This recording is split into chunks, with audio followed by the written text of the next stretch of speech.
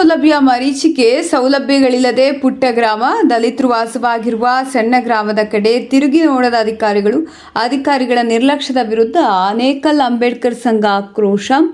ಚಿಂತಾಮಣಿ ಕೇಂದ್ರ ಮತ್ತು ರಾಜ್ಯ ಸರ್ಕಾರಗಳು ಗ್ರಾಮಗಳ ಅಭಿವೃದ್ಧಿ ಮತ್ತು ಮೂಲಭೂತ ಸೌಲಭ್ಯಗಳಿಗೆ ಕೋಟ್ಯಾಂತರ ರೂಪಾಯಿ ವ್ಯಯ ಮಾಡ್ತಿದ್ರು. ತಾಲೂಕಿನ ಕಸಬಾ ಹೋಬಳಿ ಊಲವಾಡಿ ಗ್ರಾಮ ಪಂಚಾಯಿತಿ ವ್ಯಾಪ್ತಿಯಲ್ಲಿ ಬರುವ ಮಿನಿ ಕಂಬದಹಳ್ಳಿ ಗ್ರಾಮದಲ್ಲಿ ಮೂಲಭೂತ ಸೌಲಭ್ಯ ಮರೀಚಿಕೆ ಆಗಿರುವುದಕ್ಕೆ ಸಾಕ್ಷಿಯಾಗಿದೆ. ಸ್ವಾತಂತ್ರ್ಯ ಬಂದು 75 ವರ್ಷ ಕಳೆದರೂ ಗ್ರಾಮದ ಅಭಿವೃದ್ಧಿ ಕನಸಾಗಿಯೇ ಉಳಿದಿದೆ. ಗ್ರಾಮದಲ್ಲಿ ಶುದ್ಧ ಕುಡಿಯ ನೀರಿನ ಸೌಲಭ್ಯವಿಲ್ಲ.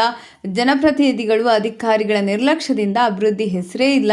ಮಹಾತ್ಮ ಗಾಂಧೀಜಿಯವರ ಗ್ರಾಮಗಳ ಅಭಿವೃದ್ಧಿ ಹೊಂದಬೇಕು, ಗ್ರಾಮಗಳ ಅಭಿವೃದ್ಧಿಯ ಮೂಲ ಮಂತ್ರವಾಗಬೇಕು ಎನ್ನುವ ಸಂದೇಶವನ್ನು ಅನುಸರಿಸಿದರೆ ಎಲ್ಲ ಗ್ರಾಮಗಳು ಮೂಲಭೂತ ಸೌಕರ್ಯಗಳಿಂದ ವಂಚಿತವಾಗ್ತಿರಲಿಲ್ಲ. ನಮ್ಮ ಸಮಸ್ಯೆ ಕೇಳುವವರಿಲ್ಲ, ಅಷ್ಟು ಈ ಗ್ರಾಮ ವಂಚಿತವಾಗಿದೆ ಎಂದು ಗ್ರಾಮಸ್ಥರು ತಮ್ಮ ಅಳಲನ್ನು ತೋಡಿಕೊಳ್ತಾರೆ. ಇಂದು ಸದರಿ ಗ್ರಾಮಕ್ಕೆ ಆನೇಕಲ್ ಡಾಕ್ಟರ್ BR ಅಂಬೇಡ್ಕರ್ ಯುವಕರ ಸಂಘದ ತಂಡ ಭೇಟಿ ನೀಡಿ ಗ್ರಾಮಸ್ಥರೊಂದಿಗೆ ಕುಂದುಕೊರತೆಗಳ ಬಗ್ಗೆ ಸಭೆ ನಡೆಸಿದಲ್ಲದೆ ಗ್ರಾಮದಲ್ಲಿ ಮೂಲಭೂತ ಸೌಕರ್ಯಗಳನ್ನು ಮರೀಚಿಕೆಯಾದ ಕಾರಣಕ್ಕೆ ಅಧಿಕಾರಿಗಳ ವಿರುದ್ಧ ಧಿಕ್ಕಾರಗಳನ್ನು ಕೂಗ್ತಾ ಆಕ್ರೋಶ ವ್ಯಕ್ತಪಡಿಸಿ ಮಾಧ್ಯಮದವರೊಂದಿಗೆ ಮಾತನಾಡಿದ ಅವರು, ದಲಿತರು ವಾಸವಾಗಿರುವ ಈ ಸಣ್ಣ ಗ್ರಾಮದಲ್ಲಿ ಸ್ಮಶಾನದ ವ್ಯವಸ್ಥೆ, ಒಳಚರಂಡಿ, ಶುದ್ಧ ಕುಡಿಯುವ ನೀರಿನ ವ್ಯವಸ್ಥೆ ಇಲ್ಲದೆ ಪರದಾಡುವಂತಾಗಿದೆ. ಹಳ್ಳಬಿದ್ದ ರಸ್ತೆಗಳು, ನೀರು ಚಲಿಸದ ಚರಂಡಿ, ಪಾಚಿ ಕಟ್ಟಿರುವ ಗಿಡಗಂಟಿ ಬೆಳೆದಿರುವ ಕುಡಿಯುವ ನೀರಿನ ತೊಂಬೆಗಳಲ್ಲಿ ನೀರು ತುಂಬಿಸಿಕೊಳ್ಳುವ ಅನಿವಾರ್ಯತೆ, ಉರಿಯದ ಬೀದಿ ದೀಪಗಳು, ಕತ್ತಲೆಯಲ್ಲೇ ಕಾಲ ಕಳೆಯುವ ಪರಿಸ್ಥಿತಿ ಗ್ರಾಮದಲ್ಲಿ ಉಂಟಾಗಿದೆ. ಮಹಾತ್ಮ ಗಾಂಧಿ ರಾಷ್ಟ್ರೀಯ ಗ್ರಾಮೀಣ ಉದ್ಯೋಗ ಖಾತ್ರಿ ಯೋಜನೆಯಲ್ಲಿ ಸರ್ಕಾರವು ಕೋಟ್ಯಾಂತರ ರೂಪಾಯಿ ಅನುದಾನ ನೀಡಿದರೂ ಗ್ರಾಮ ಅಭಿವೃದ್ಧಿಪಡಿಸಲು ಸಾಧ್ಯವಾಗಿಲ್ಲ. ಇದಕ್ಕೆ ಅಧಿಕಾರಿಗಳ, ಜನಪ್ರತಿನಿಧಿಗಳ ಇಚ್ಛಾಶಕ್ತಿಯ ಕೊರತೆ ಮುಖ್ಯ ಕಾರಣವಾಗಿದೆ.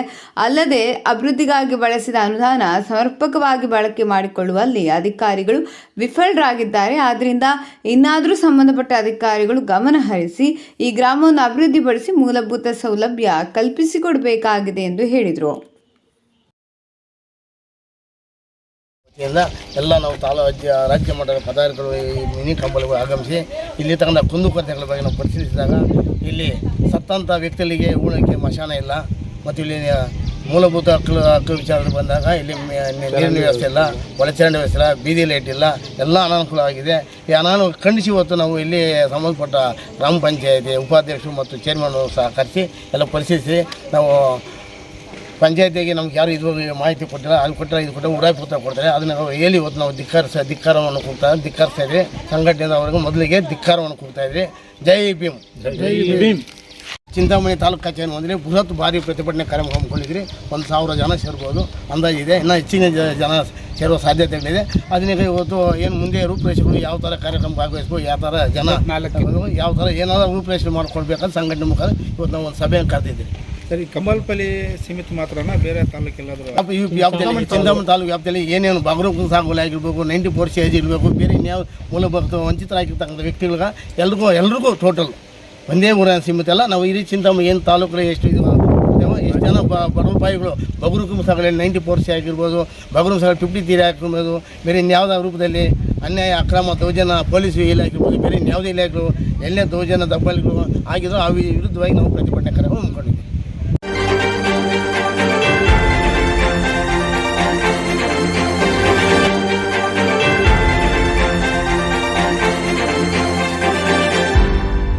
ನೀವು ನಮ್ಮ ಚಾನಲ್ಗೆ ಸಬ್ಸ್ಕ್ರೈಬ್ ಆಗಿಲ್ಲ ಅಂದರೆ ಈಗಲೇ ಸಬ್ಸ್ಕ್ರೈಬ್ ಆಗಿ ಪಕ್ಕದಲ್ಲೇ ಇರುವ ಬೆಲ್ ಐಕಾನ್ ಕ್ಲಿಕ್ ಮಾಡಿ. ಮತ್ತಷ್ಟು ಅಪ್ಡೇಟ್ಗಳಿಗಾಗಿ ಫೇಸ್ಬುಕ್, ಇನ್ಸ್ಟಾಗ್ರಾಮ್, ಟ್ವಿಟರ್ನಲ್ಲಿ ಫಾಲೋ ಆಗಿ.